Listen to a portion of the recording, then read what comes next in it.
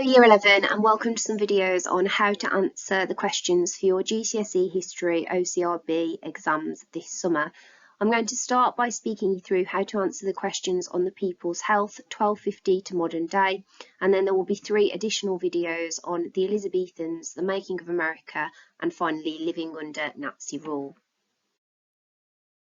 For your People's Health exam, you will have 3 1-mark questions, 1 9-mark question, 1 10-mark question, and a choice of 18-mark questions. There will be 2 18-mark questions on your exam paper, but you are only to select one of those, whichever one you feel is the nicer question, and that is the requirement that you only answer one of those essay questions.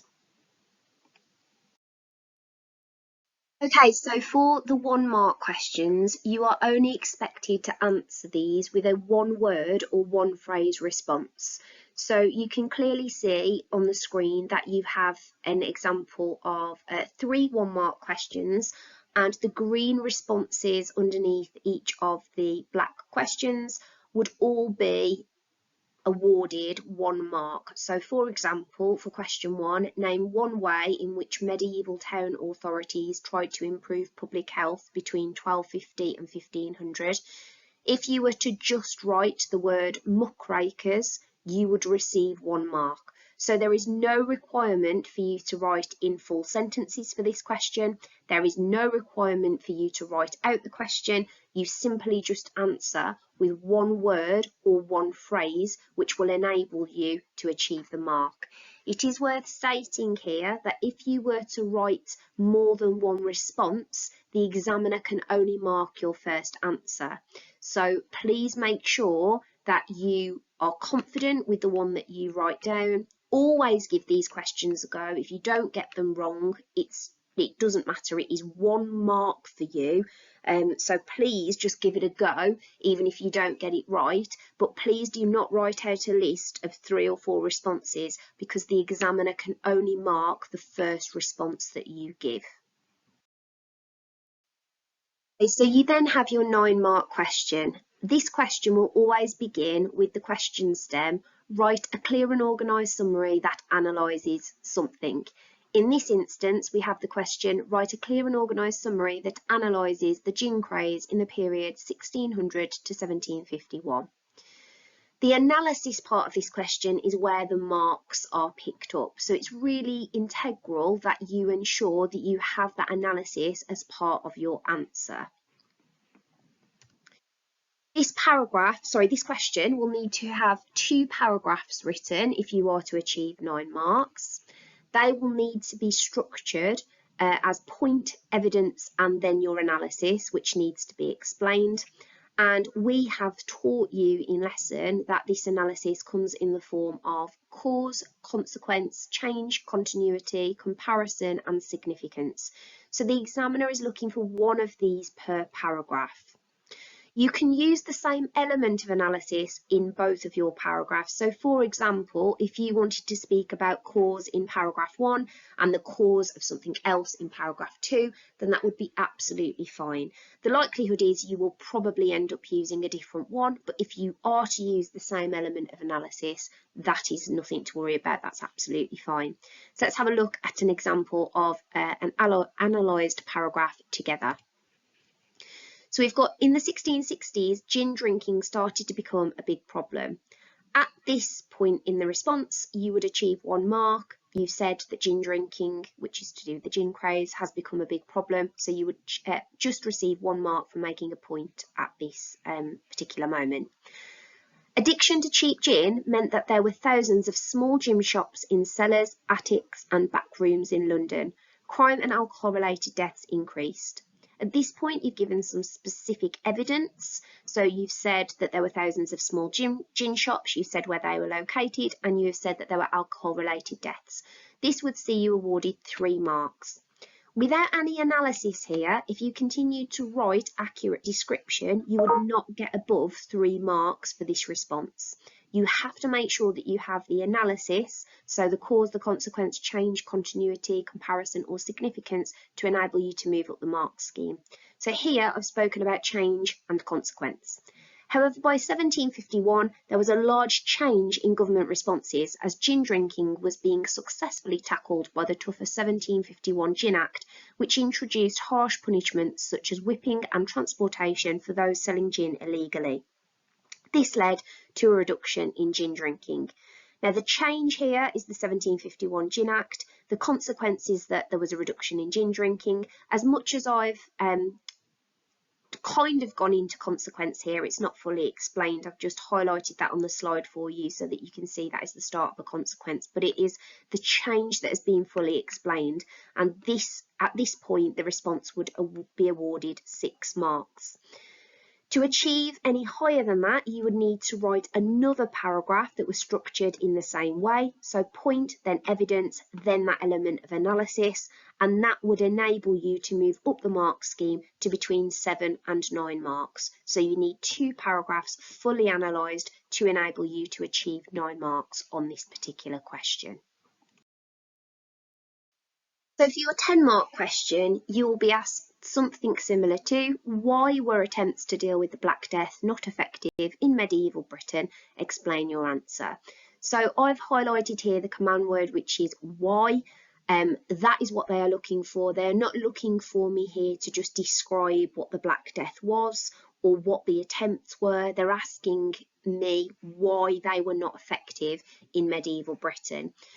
You can see here they've said medieval Britain to me and they've given me the dates, which is helpful. So I would need to make sure that my evidence is very specific to this time period only, but just need to bear in mind that the focus of this is why were they not effective. So for your 10-mark question, you will need to use 2 Peel paragraphs. So for Peel, we are looking at point, evidence, explanation, and then linking back to the question. Your explanation and the link back are the most important elements to this. As much as you can be very specific with your evidence, if it is just described, you will not be achieving high marks on this question. So the aim is to explain that as well as possible. Be specific with your evidence, but only include 1 piece per paragraph, and then make sure, as I have said, that is fully explained in reference to the question. Let's have a look at this together. Firstly, attempts to deal with the Black Death were not effective because there was a lack of scientific understanding about the real causes. Here we are awarding, or we would award, 3 marks. The point that the candidate has written is that there is a lack of scientific understanding. That's identified, so at this point in the response they would achieve 3 marks. To develop this into 5, we now need something specific in terms of evidence that is described. So we have the disease was spread by fleas living on black rats, but people didn't know this at the time. They thought that it was spread by miasma or that it was God punishing people for sinning. So here we've got the fact that very specifically what it was caused by, but more importantly, because of the lack of scientific understanding that we've written about in the yellow text at the top, we know that people believe that came about because of miasma or God punishing people for sinning. So we've linked the 2 together, but we've given some specific evidence. The blue and the purple part of this response now are where we're going to move up the mark scheme. So we have, as a result, their attempts to deal with it, such as prayer and carrying sweet-smelling herbs, were based on incorrect beliefs and didn't work.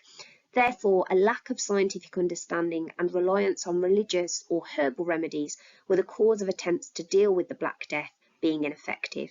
At this point, the response would achieve 8 marks. We have 1 fully explained paragraph that has accurate evidence and that is linked back to the question. To enable you to achieve 10 marks, you would need another paragraph that is structured in the same way. So that point, evidence, explanation, and linking back to the question is the structure that you would need to use to enable you to achieve 10 marks on this particular question. Finally, we have the 18-mark question. So you will have a choice of 2, as you can see on the slide. So on this particular paper, we have: how far do you agree that the response to epidemics in the 1800s was better than the response to epidemics in the early modern period? Give reasons for your answer. Or advances in public health since 1900 have mainly been because of actions to improve housing. How far do you agree? Give reasons for your answer. The first thing that you need to do in the exam is to break down these questions to see what it is that they are asking you to do. So the focus of these two questions that we have here are very different, as much as they are both worth the same amount of marks. So the first question is asking you to compare responses in the industrial period to those in early modern Britain. Now you will see here that the examiners haven't helped you in terms of giving you the same, they have not given you the same descriptors for the time periods that they want. So for industrial here, they've said in the 1800s. They haven't told you what century, they haven't told you the name of that particular period. You need to work that out for yourself. But they have given you then for early modern Britain the dates in brackets. So you will need to make sure that you're really careful in breaking down the question to look for what evidence would be applicable. And in this particular question, they're asking you to just look at 2 time periods and compare responses to epidemics. For the second question, they're asking you to compare factors. So the question has given you housing as a factor. You would need to compare this to other factors in improving or advancing, public health, such as the creation of the NHS or health initiatives. All evidence for this question has to be in the modern period because the question only says since 1900. When I've seen some responses for this question, lots of learners tend to try and compare it to another time period earlier. That is not the request here. The question is only asking you since 1900, so all of your response needs to be embedded in the modern period, and you just need to compare other factors to housing. So as I've just done with the 2 examples above, the first thing that we would encourage you to do in the summer is to really break down the question. What is being asked of you? Are you being asked to compare time periods? Are you being asked to consider other factors? Are you only able to include evidence from one specific time period? It really is worth taking a good minute or so to break down these questions and decide what it is that is being asked, because if you get this wrong, the evidence that you include could be completely accurate, but if it is for a different time period, then you won't be awarded any marks. So please make sure that you spend some time looking at what it is the question is asking you to do. You only answer one of the options. If you were to answer both, you would simply receive the marks for the highest response. But firstly, it's a waste of your time. And secondly, I can say confidently as an examiner that it irritates examiners, and you do not want to be doing that. So please make sure that you pick one and you give it your best shot. Don't waste time answering 2. Make sure you are picking the one that is best for you. Please do not waste your time on this question with an introduction. You don't receive any marks for it. And because of the time constraints for the papers, to enable you to achieve 18 marks on this question, you already need to write 4 fully developed Peel paragraphs and a judgment. So you don't have time for an introduction and it's not worth anything. So please don't waste your time writing one. As I've said, you would need 4 Peel paragraphs, which are structured exactly the same as your 10-mark question. So point, evidence, explanation, and then linking back to the question. You need to be specific with your evidence, but only include 1 piece per paragraph and fully explain that in reference to the question. And finally, as I've said, your judgment, which you would need for 18 marks, is only worth 1 mark. So you do have to be on 17 marks to even qualify for this. And it does need to be a clinching argument. So don't rush to get through your essay to write a judgment, because the likelihood is if you are rushing, you're going to end up not explaining your evidence as well in previous paragraphs. And that will mean that you don't receive 17 marks that you would need to get if you were to be awarded the 18th for your judgment anyway. So just be aware that you need to have 4 fully developed Peel paragraphs to enable you to access that 18th mark. So if we have a look at an example of how to write a paragraph for one of these questions, I've selected the question, advances in public health since 1900 have mainly been because of actions to improve housing. How far do you agree? Give reasons for your answer. So my Peel paragraph would be structured like this. I disagree with the statement, as advancement in public health since 1900 has also been due to government initiatives regarding exercise and healthy eating. At this point in the response, I would have identified something specific, which is government initiatives, and therefore I would achieve 4 marks. To push this into 5 marks, I would then build in specific evidence. So, for example, the Couch to 5K and 5 a day schemes, which were introduced by the government in the 21st century. So this is specific evidence that would move me up to 5 marks, and I've now done my P and my E, so I'm now looking for the E and the L. These have resulted in a much more active and health-conscious population. This means that conditions such as heart disease and obesity have been reduced, which reduces pressure on essential services alongside increasing the average life expectancy. So at this point, I've explained why this has led to an advance in public health. So the government initiatives for exercise and healthy eating have resulted in less heart disease, less obesity, higher life expectancy. So that is explaining why it is the actions of the government initiatives rather than housing. So therefore, I am on 7 marks at this point. And then my link to the question, therefore, these government schemes have been more pivotal in improving public health since 1900 than housing. And at this point, I would achieve 9 marks. So for one really fully explained Peel paragraph, you can achieve up to 9 marks. This is the breakdown of the mark scheme. So having one fully explained Peel paragraph would get you up to 9 marks, dependent on the quality of the evidence and explanation. 2 Peel paragraphs would be up to 12 marks, 3 Peel paragraphs would be up to 15 marks, and 4 Peel paragraphs would be up to 17 marks. As I said on the previous slide, you would need to be on 17 if you were to qualify for the judgment mark at the end, which is worth that 18th mark. For this judgment, you would need what is known as a clinching argument to enable you to access that high mark. So the best way to start off a judgment for a history essay is the word despite. It shows the examiner that despite the fact that you are going to come to a conclusion which is on one side of the debate for the question that you have been asked, it indicates to them that you are recognising credit in the opposing argument. So let's have a look at this example that I've written. Despite the fact that actions to improve housing were a success for a minority of people who benefited from moving into more well-designed and appropriate accommodation, many continued to live in substandard housing and still do today. Overall, government initiatives and the introduction of the NHS have been more effective in advancing public health as they affect the entirety of the British population. Therefore, they have had a larger scale impact, meaning I disagree with the statement overall. So within this judgment, it becomes clinching because I have a comparison between the minority of people and the majority of people.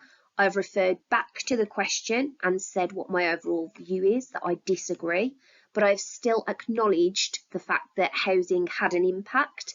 So as a result of that, this would achieve 18 marks as long as it was alongside 4 fully developed Peel paragraphs that come before it. So my advice to you for a judgment, if you get to that point, is to start it with despite, acknowledge the other side of the argument, but to make it clinching, you do need to have something that is cleverly put together. In this instance, it is minority compared to majority. It might be that you have a look at something that's short term compared to long term. They are the best examples really that I can give you in terms of how to formulate a judgment that would qualify for your 18th mark. So I hope that's been helpful for how to answer the public health questions, and the next video will be on how to answer the questions for the Elizabethan paper.